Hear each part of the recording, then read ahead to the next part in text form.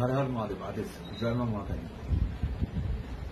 138 দিনের জন্য শনি বক্র হয়েছে এবং শনি বক্রের এই যে কর্কট রাশির ক্ষেত্রে কিরকম ধরনের ফল দেবে এবং তার জন্য করতে হবে, যাদের কর্কট রাশি লগ্নের যাদের যারা আছে তাদের জন্য শুনে নিন তারা।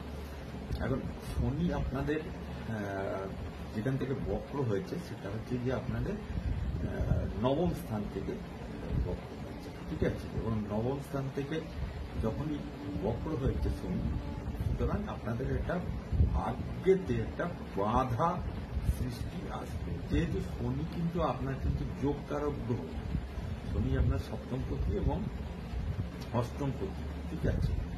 এই অষ্টমপতি হিসাবে শনি 1 নম্বর বাধা দিচ্ছে এবং বাধা দিলে কি হবে, কিন্তু ব্যাপারটা যেহেতু অষ্টমপতি সেহেতু কিন্তু আপনি কিন্তু শনির বাধা থাকলে পরে আপনার কিন্তু শনি কিন্তু আপডেট করে দেবে, তুলে দেবে। এখন এই ব্যাপারটা হচ্ছে দেখুন, শনির এই ঢাইয়া আপনার কিছুদিন আগে পর্যন্ত চলেছে, কিন্তু আবারও সেই ঢাইয়াটা অল্প মাত্রায় অল্প বিস্তার আপনার ধরে গেল।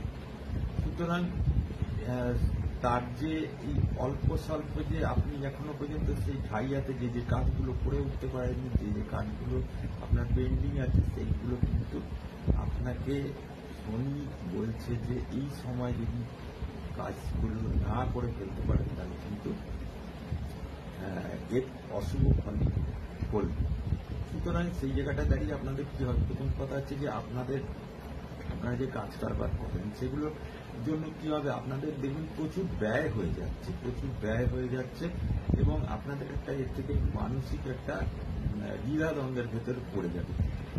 কিন্তু ব্যাপারটা হচ্ছে যে আপনি এতে কোনো রকম পিছপা হবেন না, আমি বলে দিচ্ছি পিছপা হবেন না। এই কারণেই দেখুন, আপনি যা ব্যয় করবেন কাজকর্মের জন্য, সৎ কাজের জন্য, সেটা কিন্তু আপনার কাছে একদিন মানে রিটার্ন করে সেই টাকাটা, অর্থটা আপনার কাছে কিন্তু ফিরে আসবে এবং এই রিটার্ন যখন হয়ে যাবে, রিটার্ন অতি অবশ্যই পাবেন, 138 দিনের পরেই আপনি রিটার্ন পাবেন।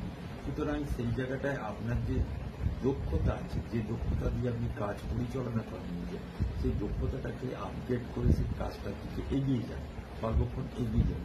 তাহলেই দেখবেন আপনার এই শনির যে বক্র তার যে ফল, তার হাত থেকে আপনি অনেক শুভ ফল পেয়েছেন। আপনাদের কি করতে হবে, আপনারা রেগুলার নিত্য আপনারা বজরং বন পাঠ করুন, বজরং বাণ পাঠ করবেন।